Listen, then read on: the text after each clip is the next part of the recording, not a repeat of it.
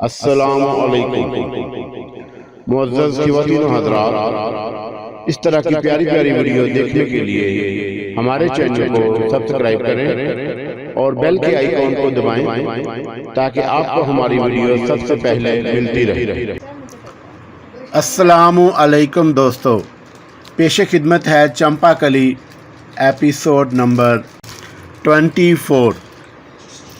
राजा राम सुहाई की बेटी बड़ी ही सुंदर है। अभी तो मैंने उसके बारे में सिर्फ सुना ही सुना है, लेकिन मैं तुम्हें उससे ज़रूर मिलाऊंगा ताकि तुम एक दूसरे को देख लो और उसके बाद मैं विवाह का फ़ैसला करूंगा। मुझे पूरा विश्वास है कि राजा राम सुहाई कभी इस बात से इनकार नहीं करेगा। आपने मेरे बारे में जो कुछ सोचा होगा ठीक ही सोचा होगा महाराज, परंतु महामंत्री कहाँ है? अपने घर में होंगे इस समय। आज कहीं जाने का इरादा है उनका? नहीं तो।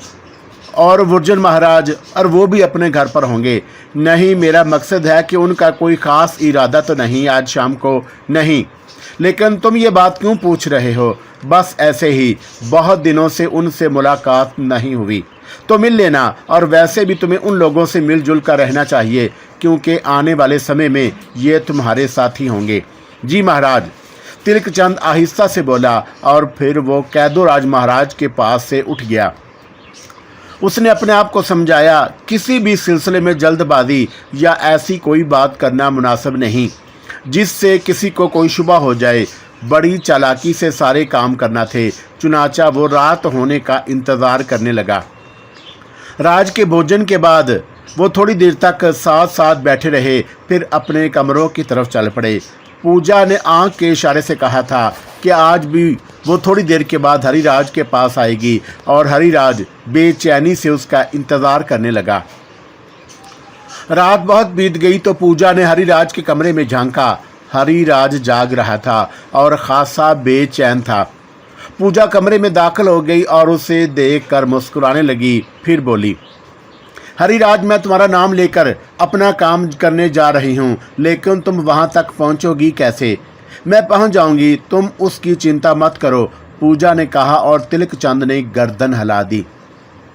पूजा कैदोराज की आरामगाह की जानब बढ़ गई और उसके जाते ही तिलक चंद भी अपनी आरामगाह से निकल आया।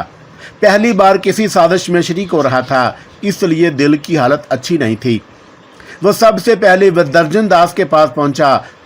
दुर्जन दास के से सिपागरी के दिल से कायल थे, उसे बेपनाह चाहते थे और ये भी अच्छी तरह से जानते थे कि वो होने वाला राजा है, और इसलिए उसके साथ इज़्ज़त व एहतराम से पेश आते थे और उसका ख्याल भी रखते थे। रात के इस समय वो हरिराज को देखकर शशतर रह गए थे। आप राजकुमार जी इस समय यहाँ? हाँ दुर्जन दास, मैं आपके पास एक काम से आया हूँ। कैसा काम? बस महाराज, आप उठें अपनी जगह से और फौरन चलें। हम महामंत्री जी को भी साथ लेंगे, तिलक चंद ने कहा, और दुर्जन दास फौरन तैयार हो गया। थोड़ी देर के बाद वो दोनों महामंत्री जी के पास पहुंचे। महामंत्री जी भी उस समय उन दोनों को देखकर हैरान रह गए थे। फिर उन्होंने दुर्जन जी से बात सुनकर कहा, लेकिन महाराज, कैदोराज तो इस समय सोने के लिए लेट गए होंगे। क्या ऐसा नहीं हो सकता कि सुबह के समय उनसे बात कर लेनी जाए? अगर आप तैयार ना हों तो दूसरी बात है मंत्री जी, मगर मेरी राय है कि आप अभी मेरे मन की ये चिंता दूर कर दें।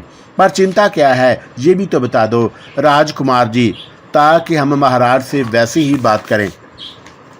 दरअसल महाराज, भानुमति की बेटी पूजा यहाँ आई हुई है। मैं उससे विवाह करना चाहता हूँ। भानुमति जी ने महाराज कैदोराज से ये बात की थी, लेकिन महाराज कैदोराज ने कुछ और ही जवाब दिया। ओहो, क्या जवाब दिया महाराज ने? महामंत्री जी मुस्कुराकर बोले। उन्होंने कहा है कि वो मेरा विवाह पूजा से नहीं करेंगे, और उसका कोई कारण भी बताया होगा उन्होंने? महामंत्री ने पूछा।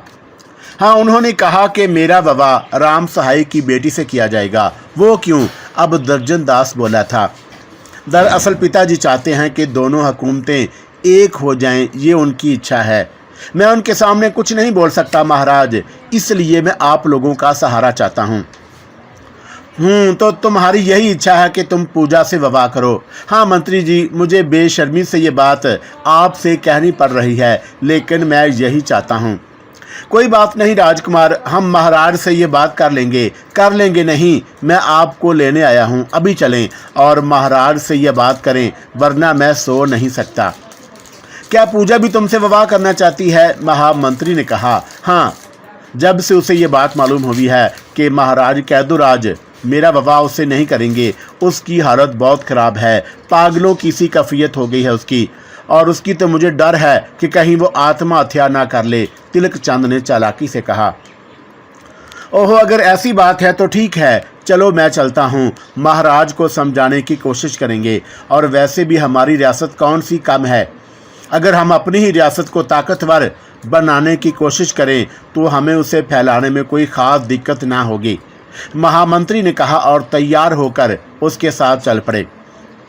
तिलक चंद को सिर्फ ये ख्याल था कि कहीं ऐसा ना हो कि पूजा अपना काम करके निकल जाए, चुनाचा वो उन लोगों को लेकर जल्द से जल्द कैदुराज की ख्वाबगाह में पहुंचना चाहता था, और थोड़ी देर के बाद वो तीनों कैदुराज की ख्वाबगाह पर पहुंचे, लेकिन ये देखकर शशदर रह गए कि दरवाजे के दोनों पहरेदार खून में नहाए ज़मीन पर पड़े हुए थे। महामंत्री जी ने दोनों को देखा और एकदम से घबरा से गए। अरे ये क्या हुआ? अंदर चलो, दुर्जन दास ने कहा, और वो तीनों बेख्तियार दरवाजे को धकेल कर अंदर दाखिल हो गए और तिलक चंद की आंखें मुसर्रत से चमकने लगीं। पूजा अभी कमरे में ही मौजूद थी और कैदुराज जी मसहरी से आधे नीचे लटके हुए थे और उनकी आधी कटी हुई गर्दन से खून बह बह कर नीचे गिर रहा था। पूजा के हाथ में एक चमकदार खून आलूद खंजर था। उसने चौंक कर इन तीनों को देखा और भौंचकी रह गई। उसी समय तिलक चंद ने एक जोरदार चीख मारी और ज़मीन पर गिर गया। ये उसके ड्रामे का आखिरी सीन था। बज़ाहिर वो बेहोश हो गया था। ज़रा सी देर में हाहाकार मच गई। कैदुराज महाराज कत्ल कर दिए गए। पूरे महल में खुलबली मच गई। पूजा को उसी वक्त गिरफ्तार कर लिया गया और महाराज कैदुराज को उनके छप्पड़ खट पर लिटाने के बाद हरिराज को उसके कमरे में ले जाकर मुसहरी पर लिटा दिया गया था, जहां वो अभी तक बेहोश पड़ा था। तिलक चंद की सारी कार्रवाई मुकम्मल हो गई और उसने वही कुछ किया था जो उसे उस रूह ने बताया था। पूजा कैदुराज के कत्ल के इल्ज़ाम में पकड़ी गई और भानुमति को भी फौरी तौर पर सिपाहियों ने अपने कब्जे में ले लिया। गोपीनाथ सख्त परेशान था। चंपाकली वापस आई तो पहली बार उसने चंपाकली से दुरुस्त लहजे में पूछा, कहाँ थी तू? और चंपाकली उसके लहजे की सख्ती पर हैरान रह गई। क्या हुआ बाबा? मैं पूछता हूँ कि कहाँ थी तू? अपनी सखी के पास गई थी बाबा। चंपाकली तू झूठ बोल रही है। नहीं बाबा, मैं झूठ नहीं बोल रही। चंपाकली, नारी किस समय झूठ बोलती है? संसार जानता है। मुझे बता और साफ साफ बता, कौन है वो? कौन बाबा? चंपाकली ने खौफजदा लहजे में पूछा। जिसके पास तू गई थी। मैं तो मगर चंपाकली, मैं तुझे बड़ा ही प्रेम करता हूँ, बड़ा ही चाहता हूँ तुझे। अब इस संसार में तेरे सिवा मेरा कौन है? फिर हम वैसे ही बेइज्जत लोग हैं। अछूतों की भी कोई इज्जत होती है। ब्राह्मणों ने अछूतों की इज्जत को खिलौना बना रखा है, पर जो कुछ इज्जत हमारे मन में मौजूद है उसे तो कायम रहने दे। चंपाकली, तू क्यों इस इज्जत के दर पे हो गई है? चंपाकली, मुझे बता, तू कहाँ गई थी? बाबा, मैं किसी खराब जगह नहीं गई। खराब और अच्छे का फैसला करना तेरा काम नहीं चंपाकली, ये फैसला मैं करूँगा। तू खुद को बड़ा तसव्वुर करती है। तू सोचती है कि अब नौजवान हो गई है और तेरी अकल भी बहुत बढ़ गई है, लेकिन चंपाकली, बुजुर्गों की अकल हमेशा जवानों की अकल से बड़ी होती है। मुझे बता, मैंने संसार देखा है। मैं तेरे साथ कोई सख्त बात नहीं करूँगा। मैं तो बस ये जानना चाहता हूँ कि जिसने तुझे बाप से झूठ बोलना सिखाया है वो कौन है? क्या करता है? कहाँ रहता है? क्या हैसियत है उसकी? ये सारी बातें तू मुझे बता दे चंपाकली। और अगर तूने मुझे ये सब कुछ ना बताया तो सुन, या तो मैं तुझे जान से मार दूंगा या फिर खुद आत्महत्या कर लूँगा। मुझे जवाब दे। जो कुछ इज्जत मेरे अपने मन में मौजूद है उसे ख़त्म ना कर चंपाकली। मुझे मेरी बात का जवाब दे। बाबा, चंपाकली ने सर झुका लिया। कौन है वो? बता दे बेटी, बता दे मुझे। और बूढ़े गोपीनाथ की लरजती हुई आवाज़ उभरी। आप सुनकर हैरान होंगे बाबा, मुझे जितना हैरान होना था बेटी वो मैं हो चुका। अब तू मुझे उसका नाम बता दे। राजकुमार नंदराज महाराज। क्या क्या बक रही है तू? हाँ बाबा, राजकुमार नंदराज, चंपाकली ने फिर कहा, और बूढ़ा गोपीनाथ बुरी तरह लड़ने लगा।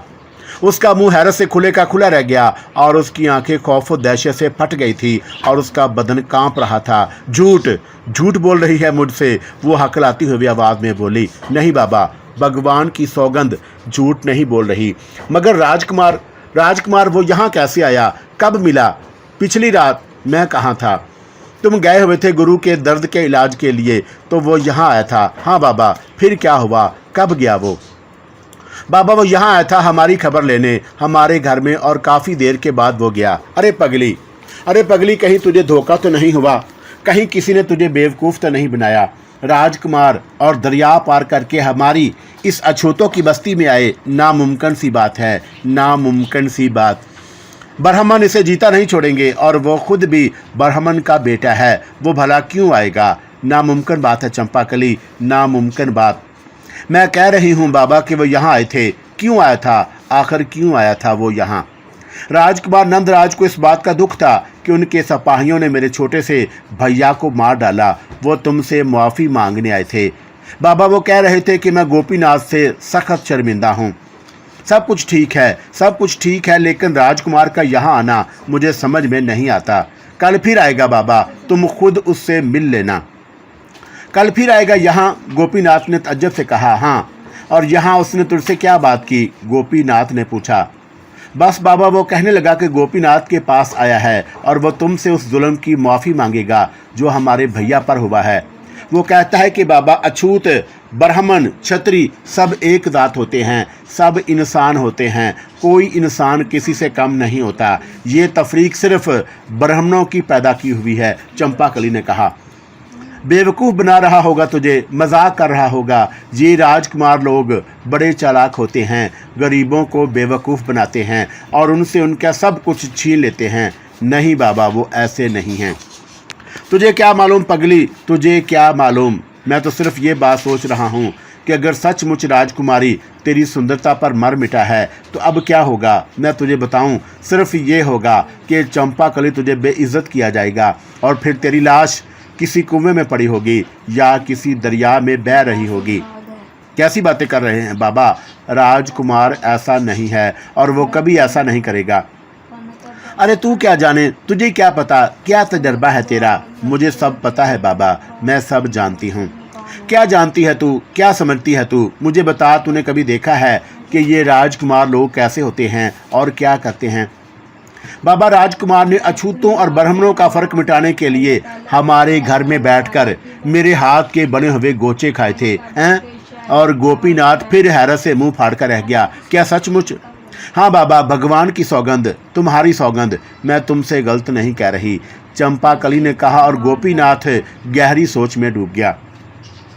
चंपाकली सुंदर थी और राजकुमार नौजवान, मन हार बैठा होगा पगला कहीं का, जवानी जो ठहरी, लेकिन आखिर इस संबंध का अंजाम क्या होगा? सिवाय इसके और कुछ नहीं होगा कि अछूतों की बस्ती को फूंक दिया जाएगा, उनका नामो निशान हमेशा के लिए मिटा दिया जाए, और इसके अलावा और कुछ मुमकिन नहीं था। ये तो किसी दौर मुमकिन नहीं कि महाराज युद्धराज राजकुमार की हरकत को कबूल कर लें और फिर ये हरकत राजकुमार की समझी भी नहीं जाएगी, सारा दोष अछूतों को ही दिया जाएगा। यही कहा जाएगा कि अछूतों ने साजिश करके ब्राह्मणों और क्षत्रियों का धर्म भ्रष्ट करने की कोशिश की है। लेकिन चंपाकली वो किस तरह से समझाता?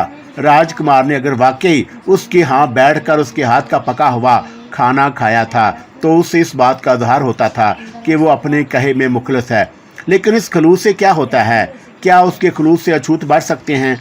लेकिन वो चंपाकली से कोई और बात नहीं कह सका। समझ में नहीं आ रहा था कि क्या कहा जाए। काफ़ी देर खामोश रहने के बाद उसने कहा, चंपाकली, ये आग का खेल है बेटा, तू सोच ले, ये आग का खेल है।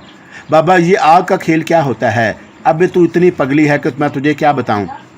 सुन चंपाकली, अछूत और ब्राह्मण ज़मीन और आसमान की तरह हैं। ये धरती उठकर आसमान से मिल सकती है। ले बाबा, धरती उठकर आसमान से मिले तो ये सारे के सारे मनुष्य बीच में पिस ना जाएं। बिल्कुल यही बात है चंपाकली, बिल्कुल यही बात। क्या बात है बाबा? मैं तो नहीं समझी। क्या बात है बाबा? मैं तो नहीं समझी। अगर धरती ने उठकर आसमान से मिलने की कोशिश की तो उसके बीच में जितने मनुष्य हैं वह सब पिस जाएंगे। धरती तो है और आकाश। राजकुमार, तूने अगर राजकुमार से संबंध करने की कोशिश की तो जानती है तेरे और राजकुमार के दरमियान कौन पिसेगा? नहीं बाबा, तू बता दे, चंपाकली ने पूछा। अछूत, हमारी सारी बरादरी। लो बाबा, भला हम दोनों के बीच इतनी बड़ी बरादरी कैसे पिस जाएगी? चंपाकली ने मासूमियत से कहा और गोपीनाथ सर पकड़ कर बैठ गया। उसकी समझ में नहीं आ रहा था कि उसे बेवकूफ़ को कैसे समझाए, लेकिन जो कुछ हो रहा था उसे टाला भी तो नहीं जा सकता था। तब उसके जहन में एक तरकीब आई। चंपाकली, तू मासूम है, लेकिन अगर राजकुमार को समझाया जाए तो वो यकीनन वो इस बात को मान लेगा। चुनाचा उसने तय किया कि वो राजकुमार से ही मिलकर ये बात तय करेगा, लेकिन उसके बारे में उसने चंपाकली को कुछ बताना मुनासिब नहीं समझा। हाँ, इतना उससे ज़रूर कहा था कि अब राजकुमार कब आएगा? कल रात को बाबा। कहाँ? गोर्ज घाट पर, चंपाकली ने जवाब दिया। ज़रूर आएगा। हाँ बाबा, वादा करके गया है, ज़रूर आएगा, चंपाकली बोली और गोपीनाथ गर्दन हिलाकर खामोश हो गया।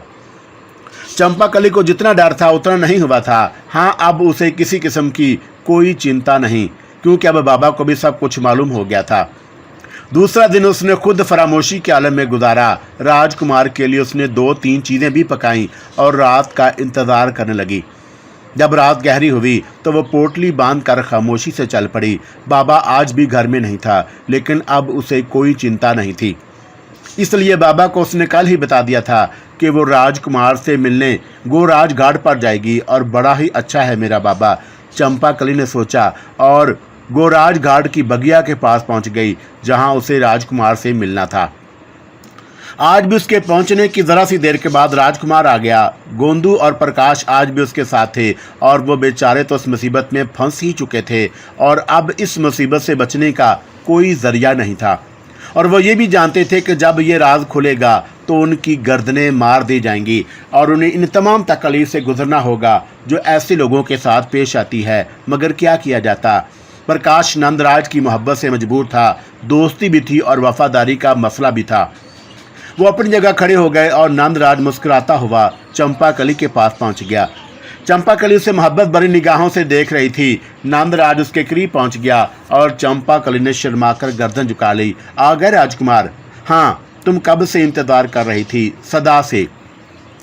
बड़ी बातें बनानी आ गई हैं चंपाकली तुम्हें तो। हाँ, क्यों नहीं, तुमसे जो बातें करना होती हैं। चंपाकली, आओ बैठ जाएं। चलो, चंपाकली ने कहा और दोनों एक दरख्त के साए में बैठ गए। तुम मेरा कहाँ तक साथ दोगी चंपाकली? नंदराज ने पूछा।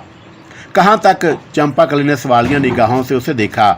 हाँ, मेरा मतलब है कि क्या तुम मेरे साथ इस संसार में आखिरी कोने तक जा सकती हो? इससे भी आगे, चंपाकली ने जवाब दिया। सच? हाँ, मुझे अब तुम्हारे बिना कुछ अच्छा नहीं लगता चंपाकली, नंदराज ने अफसुर्दा लहजे में कहा।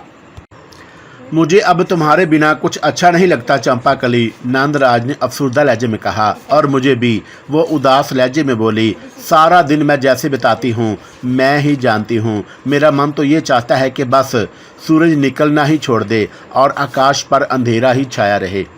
ये कैसे मुमकिन है चंपाकली? नंदराज ने कहा। वैसे अब मुझे चिंता नहीं है। किस बात की? मैंने बाबा से बात कर ली है। कैसी बात? नंदराज चौंक गया। तुम्हारे बारे में? क्या? और उसने मुतहय्यराना अंदाज में कहा, यही कि मैं तुमसे मिलने गई थी। दरअसल कल जब मैं वापस पहुंची तो बाबा मेरे शिद्दत से इंतज़ार कर रहा था और वो मेरी सब सखियों के यहाँ मुझे देख चुका था। जब मैंने उससे सखी का बहाना बनाया तो वो मुझे घूरने लगा और कहने लगा कि तू मुझसे झूठ बोल रही है, सच सच बता कहाँ गई थी? तो तब मैंने उसे सब कुछ बता दिया। मैंने कह दिया कि मैं तुमसे प्रेम करती हूँ। फिर बाबा ने क्या कहा? कहना क्या था? बोले कि तू धरती है और राजकुमार आकाश। अगर तुम दोनों ने मिलने की कोशिश की तो तुम्हारे दरमियान तमाम अछूत पिस जाएंगे। क्या ये मुमकिन है राजकुमार कि हम दोनों के मिलने से इतने लोग पिस जाएं? चंपाकली ने मासूमियत से कहा और राजकुमार के होंठों पर बेख्तियार मुस्कुराहट फैल गई। नहीं, ये बिल्कुल मुमकिन नहीं है। गलत कहते हो राजकुमार, बिल्कुल गलत कहते हो। ऐसे ही किसी ने धोखे ना दो कि वो जीवन भर तुम्हारे स्वर्ग में मरती रहे। दरख्त के पीछे से आवाज़ आई और वो दोनों उछल पड़े। दरख्त के अकब से गोपीनाथ बाहर निकल आया था। ऐसा ना कहो महाराज, ऐसा ना कहो राजकुमार। हम अछूत वैसे ही दुखियारे हैं। मेरा एक ही बेटा था जो तुम्हारी भीड़ चढ़ गया। अब इस पगली लड़की को तो मेरे लिए रहने दो। चंपा कली मेरे जीवन का एक ही सहारा है राजकुमार। अगर ये सहारा भी तुमने छीन लिया तो भगवान की सौगंध हम जीते ना रह सकेंगे। हमारे साथ ऐसा सलूक ना करो राजकुमार, हमारे साथ ऐसा सलूक मत करो। हम तुम्हारे आगे हाथ जोड़ते हैं, हम तुम्हारे पांव पड़ते हैं। गोपीनाथ आंखों में आंसू भरे राजकुमार नंदराज के कदमों में झुका, लेकिन नंदराज ने उसके शाने पकड़ लिए। आप मुझे पापी कर रहे हैं गोपीनाथ जी, आप मुझे पापी कर रहे हैं। चरण तो मुझे आपके छूने चाहिए। आप ऐसा क्यों कर रहे हैं? आप ऐसी बातें क्यों कर रहे हैं गोपीनाथ जी? भगवान के लिए मुझे बताएं, आप ये बातें क्यों कर रहे हैं? हम अछूत हैं राजकुमार जी, हम अछूत हैं। कभी धरती और आकाश भी मिलकर एक हुए हैं। कहाँ हम गंदे काम करने वाले अछूत, और कहाँ आप आकाश आसमान। अगर ये पगली आपके प्रेम में मुब्तला हो गई तो अपना जीवन ही तबाह कर लेगी। इसके अलावा इसे क्या मिल सकेगा? आपको हमारी बातें मालूम हो चुकी हैं गोपीनाथ जी, तो मैं आपका मुजरिम हूँ। लेकिन अगर आप मुझे कुछ कहने की आज्ञा दें तो मैं कुछ कहूँ। हम इतने बड़े नहीं हैं राजकुमार जी कि आप हमसे कोई आज्ञा लें। अछूतों की इज्जत ही क्या, और यूं भी आप राजकुमार हैं। आपके सामने हम क्या कह सकते हैं? आपको हम क्या आज्ञा दे सकते हैं? भला हमारी मजाल, हम तो सिर्फ भीख ही मांग सकते हैं, रहम की भीख। आप मुझे हुक्म देंगे, जो आज्ञा देंगे गोपीनाथ जी, और उसका पालन करना मेरा फ़र्ज होगा। इसलिए कि आप मेरे बुज़ुर्ग हैं। भगवान की सौगंध, देवी देवताओं की सौगंध, मेरे मन में आपका उतना ही एहतराम है जितना संसार के दूसरे लोगों का। मैं इंसानों में तफरीक का कायल नहीं हूँ। मैं नहीं मानता कि जब भगवान ने सारे इंसान एक से बनाए हैं तो उनमें ज़ात की छोटाई बड़ाई भी रखी होगी। नहीं गोपीनाथ जी, ये सब इंसानों के काम है। इंसानों ने खुद इंसानों में तफरीक पैदा की है। किसी ने अपने आप को बड़ा बना लिया और किसी को छोटा बना दिया गया। दरअसल गोपीनाथ जी, ये सब ताकत और दौलत का खेल है। जो ताकतवर है वो दूसरों के हकूक़ छीन लेता है, और जो कमज़ोर है वो अपना हक दूसरों को दे देता है। और यही कुछ अछूतों के साथ ब्राह्मणों ने किया है। फिर भी राजकुमार जी, आप सदियों पुरानी रीतों को नहीं तोड़ सकते। मैं आपसे कह रहा हूँ कि इस खेल का अंजाम सवाए इसके कुछ ना होगा कि पगली लड़की अपनी जान दे बैठेगी या उसे मरने पर मजबूर कर दिया जाएगा। आप बहुत अच्छे हैं राजकुमार जी, पर लोग तो अच्छे नहीं हैं ना। कोई ब्राह्मण या क्षत्रिय ये बर्दाश्त नहीं करेगा कि अछूत लोग उनकी बराबरी करें। ये बहुत मुश्किल है राजकुमार जी। आप भी इस खेल से बाद आ जाएं और मैं भी इस पगली को समझा लूँगा। ये छोटाई ट्राई जो इंसानों में पैदा हो चुकी है बड़ी मुश्किल से ख़त्म होगी। और राजकुमार जी, बेहतर ये है कि आप भी इस ऊंच नीच के चक्कर में ना पड़ें। गोपीनाथ ने दोनों हाथ जोड़कर कहा। नहीं गोपीनाथ जी, आप जो समझ रहे हैं गलत समझ रहे हैं। मैं किसी ब्राह्मण से नहीं डरता। और गोपीनाथ महाराज, मैं इसलिए ये बात नहीं कह रहा कि चंपा कली मेरे में मन में आ बैठी है, बल्कि एक मिनज की हैसियत से होने वाले राजा की हैसियत से आपसे ये बात कह रहा हूँ कि चंपा कली मेरे जीवन में शामिल हो या ना हो, पर अगर मैं जीता रहा तो इंसानों के बीच से ये फ़र्क मिटा दूंगा। राजकुमार, बहुत मुश्किल है, बहुत ही मुश्किल है। तुम ये फ़र्क नहीं मिटा सकते। सदियों की रीतें पल में नहीं टूट सकती। उनके लिए बड़ा वक्त चाहिए, बड़ा ही समय चाहिए। गोपीनाथ जी, आप मेरा अज़म भी तो देखिए। मैं इन रीतों को ख़त्म करके रहूँगा, ये फ़र्क मिटा कर रहूँगा। नंदराज ने पुरअज़म लहजे में कहा। वाकई राजकुमार, क्या तुम ये फ़र्क मिटा सकोगे? गोपीनाथ ने अजीब से अंदाज में पूछा। हाँ गोपीनाथ जी, ये मेरा अज़म है, ये मेरा फ़ैसला है, और मैं ये फ़र्क मिटा कर रहूँगा, चाहे उसके लिए मेरी जान ही क्यों ना चली जाए। नामुमकिन राजकुमार जी, नामुमकिन है। सदियों से जो रीत चली आ रही है, सदियों से जो गरीब पिसते चले आ रहे हैं, ये रीत एक छोटी सी रियासत का राजा कैसे तोड़ सकता है? इंसान अगर यही सोच ले गोपीनाथ जी कि जो काम पुरखे नहीं कर सके, जो काम सारी दुनिया करने पर आमादा नहीं है, वो हो ही नहीं सकता, तो आप सच कहते हैं कि वो काम नहीं हो सकता। लेकिन अगर इनफरादी तौर पर एक ही आदमी ये काम करने का बेड़ा उठा ले तो कम से कम वो ये काम कर सकता है। मैं संसार की रीत नहीं बदल सकता, लेकिन उसकी तहरीक पैदा कर सकता हूँ, और ये तहरीक मेरी अपनी रियासत से शुरू होगी। ये तहरीक मेरी अपनी रियासत से शुरू होगी। मुमकिन है मेरी रियासत से ये तहरीक शुरू होकर सारे महावृष में फैल जाए और उसका सेरा मेरे ही सर पर हो। नामुमकिन है, ब्राह्मण कभी ये ना होने देंगे। ठीक है महाराज, लेकिन मेरी रियासत में ऐसा ज़रूर होगा। मैं इंसानों पर मौजूद इंसानों की इन पाबंदियों को ख़त्म करके ही दम लूँगा। तुम्हारे प्रकाश बहुत बड़े हैं राजकुमार जी। हम अछूत तो यही कह सकते हैं कि भगवान तुम्हें कामयाब करे, और अगर तुम आज्ञा दो तो मैं चंपाकली के बारे में बात करूं। हाँ महाराज, मैं भी उसके बारे में बात करना चाहता हूँ, नंदराज ने कहा। चंपाकली को तुम क्यों प्रेम रोग लगा रहे हो, और उसके लिए मैं खुद भी उस जाल में फंस चुका हूँ। क्या इसमें चंपाकली का दोष है? गोपीनाथ ने पूछा। नहीं, 100% मेरा, नंदराज ने जवाब दिया। तो राजकुमार, तुम अपने इस दोष को निभा कैसे सकोगे? चंपाकली से विवाह करके और उसे अपनी धर्म पत्नी बनाकर, नंदराज ने जवाब दिया। ये कैसे मुमकिन है? मुमकिन है गोपीनाथ जी, मगर कैसे? इस नामुमकिन को मुमकिन करके दिखाना ही मेरा काम है। अब यही मेरा जीवन है और यही मेरा मरण है। अगर चंपाकली को ना पा सका तो जिंदा नहीं रहूँगा और उस ज़मीन पर बोझ नहीं बनूंगा, बल्कि आत्महत्या कर लूँगा। कभी नहीं हो सकता, कभी नहीं हो सकता राजकुमार। बस यही होगा कि ये बात राजकुमार महाराजा के कान में पहुंच गई तो वो हमें जिंदा चुनवा देंगे। ऐसा नहीं होगा, और मैं भी राजकुमार नंदराज हूँ। बताइए गोपीनाथ जी, आपको इस बात का क्या सबूत चाहते हैं कि जो कुछ मैं कह रहा हूँ सच कह रहा हूँ? क्या आप बड़े दरबार में यह ऐलान कर सकते हैं राजकुमार जी कि अछूतों को उनका हक मिलना चाहिए? गोपीनाथ ने पूछा। कर सकता नहीं गोपीनाथ जी, कर चुका हूँ, और इस ऐलान को किए हुए भी बहुत दिन हो गए। पर कब? उस समय जब मेरे सिपाहियों ने आपके मासूम बेटे को मार डाला था, और मैंने बड़े दरबार में ये बात कही थी कि ये जुल्म है, अन्याय है, ऐसा पाप नहीं होना चाहिए। अछूत भी इंसान हैं, दरिया के पार लोग भी जिंदा रहने के काबिल हैं, पर उनसे ज़िंदगी का हक क्यों छीन लिया गया? मेरी इस बात पर काफ़ी लेन देन हुई, मगर मैंने ये ऐलान कर दिया कि जो काम युद्धराज महाराज नहीं कर सके, अगर मैं राजा बना तो ये काम ज़रूर करूँगा। अगर आप चाहें तो इस बात के बारे में मालूमात हासिल कर सकते हैं, नंदराज ने पूरे एतमाद लहजे में कहा, और गोपीनाथ का मुंह हैरत से खुल गया। क्या आप सचमुच ये बात कह चुके हैं? मैंने कहा ना गोपीनाथ जी, आप अपने तौर पर ये बात मालूम कर सकते हैं कि ये कोई ऐसी ढकी छुपी बात नहीं होगी जिसका आपको पता ही ना चल सके। बहुत बड़ी बात कही है आपने राजकुमार, बहुत ही बड़ी बात कही है आपने। भगवान आपकी रक्षा करे, लेकिन इसके बावजूद महाराज युद्धराज ये बात कैसे मान लेंगे? मैंने कहा ना गोपीनाथ जी, महाराज को ये बात मानना होगी। अगर वो नहीं मानेंगे तो मैं ये सब कुछ उस समय करूँगा जब मैं इस रियासत का राजा बनूँगा, और राजा बनने के बाद मैं आपसे वादा करता हूँ कि मेरा पहला ऐलान यही होगा कि राज दरबार में अछूतों को उनका मकाम दिया जाए और उनके जायज़ मसाइल सुने जाएं, और राजकुमार होने की हैसियत से भी मैं आपके लिए हर वो काम कर सकता हूँ जिसकी आपको ज़रूरत हो। अगर ये बात है नंदराज जी, तो एक काम ज़रूर कर दें आप हमारे लिए। गोपीनाथ ने सर झुकाए हुए कहा।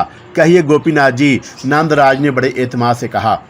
अछूतों के लिए कोई इबादतगाह नहीं है, क्या यहाँ कोई मंदिर नहीं बन सकता? हम ये मंदिर अपने पैसे अपनी मेहनत से बनाएंगे, बस हमें उसकी आज्ञा दे दी जाए। हम दरिया पार करके इतनी दूर इबादत करने जाते हैं और फिर सुंदर की इमारत से बहुत दूर खड़े हो रहते हैं। ये हमारे लिए बड़ी दुख की बात है। हम तो कभी वह श्लोक नहीं सुन सके जो हमारे दिल को रोशन करते हैं। तो अगर हमारा एक मंदिर बनवा दिया जाए तो हम फ़ौरन ही उसमें सारे इंतजामात कर लेंगे और अपनी पूजा पाठ करने लगेंगे, गोपीनाथ ने कहा, और राजकुमार नंदराज गर्दन हिलाने लगा। मंदिर बन जाएगा गोपीनाथ जी, लेकिन अभी एक बात का दावा मैं नहीं कर सकता। किस बात का महाराज? ये कि कोई ब्राह्मण पुजारी यहाँ आकर रहेगा। हमें उसकी चिंता नहीं है नंदराज जी।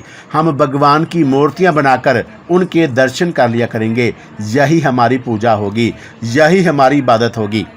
कम से कम हमारी आंखों को भगवान को देखने की आज्ञा तो ज़रूर मिल जाएगी। अभी तो हम भगवान को भी छुप छुप कर देखते हैं, गोपीनाथ ने बेबसी के आलम में कहा, और नंदराज का दिल दहल कर रह गया।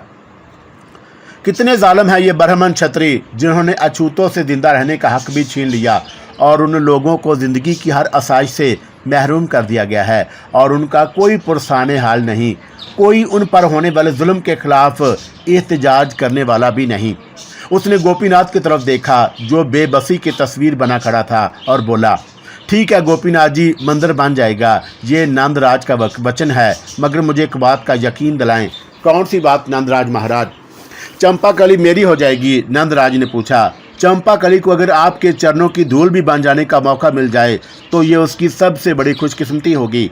ना सिर्फ उसकी बल्कि पूरी अछूत बरादरी की। मैं सौगंध खाता हूँ भगवान की कि अगर आपने चंपाकली को अपनी पत्नी बनाने के लिए मेरे पास संदेश भेजा तो मैं उससे आपके पास लेकर हाजिर हो जाऊंगा, चाहे उसके लिए मुझे अपनी मौत और चंपाकली के बुढ़ापे तक इंतज़ार करना पड़े।